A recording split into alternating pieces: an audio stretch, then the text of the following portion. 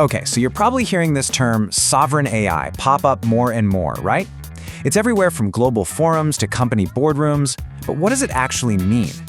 Well, in this explainer, we're going to cut right through the jargon and show you why this has become one of the most urgent conversations in tech and, frankly, for any leader today.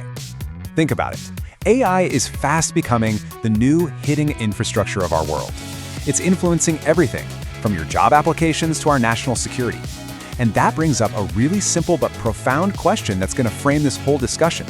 Who's actually in control here? All right, so the very first thing we have to do is clear up a huge misconception. When a lot of people hear sovereign AI, they immediately think of, digital walls and isolationism. But the reality, it's the exact opposite. This isn't about locking the world out. It's about building a solid foundation based on trust. So let's really dive into that big idea. We need to be building foundations, not walls. This isn't just about some new piece of technology. It's about fundamentally redefining our entire relationship with artificial intelligence. So what is it really? If you strip away all the jargon, sovereign AI is simply the ability to maintain control and choice. That's it. It means you have transparency into how an AI model is making its decisions, and you know exactly where your data lives and how it's being used. It's really that straightforward. And this idea is just summed up perfectly by Andre Hogewoning, the COO of Business AI.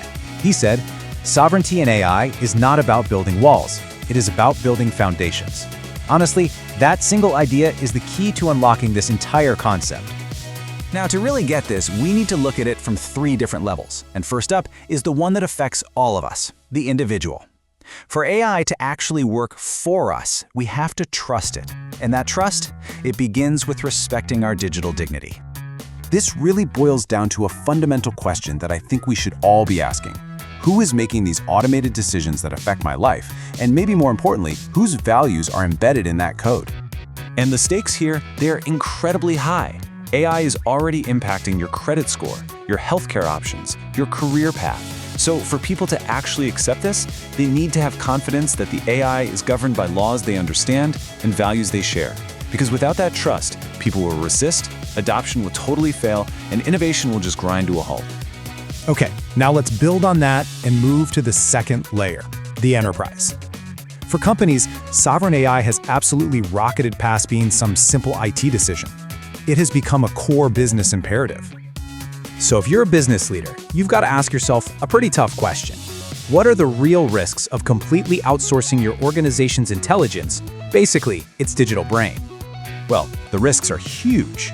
Just imagine your AI model starts making unpredictable decisions that impact your customers, and you have no clear visibility into why. That's a real thing that can happen. And then there's vendor lock-in. When you're tied to one provider, you can't adapt as new, better models emerge. That just kills your strategic flexibility. And ultimately, you're just giving away your key competitive advantage. All right, so let's zoom out to our third and final layer, the government. At this level, we have to start thinking about AI as being just as fundamental to a nation's resilience as its energy grid or its transportation networks. It's that important. For a nation, AI really does underpin everything. It's essential for protecting national data, for running critical public services like healthcare, for driving economic strategy, and of course, for ensuring national security. A country just can't outsource these core capabilities without creating a massive long-term dependency. So there you have it. These 3 distinct but deeply connected layers, the individual, the enterprise, and the government. And here's the crucial point. This has become such an urgent leadership decision precisely because these 3 layers can't succeed alone. They absolutely have to move together. And this really shows you just how codependent they are. It's simple. Without citizen trust, AI adoption just collapses. Without enterprise control, innovation completely stalls. And without a national strategy, a country's resilience just erodes away.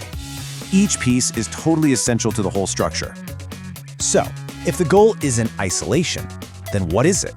The real aspirational goal is something we can call intelligent independence. It's all about being capable, being flexible, and being free from unnecessary risk. And look, this isn't just theory. The path to get in there is actually very practical.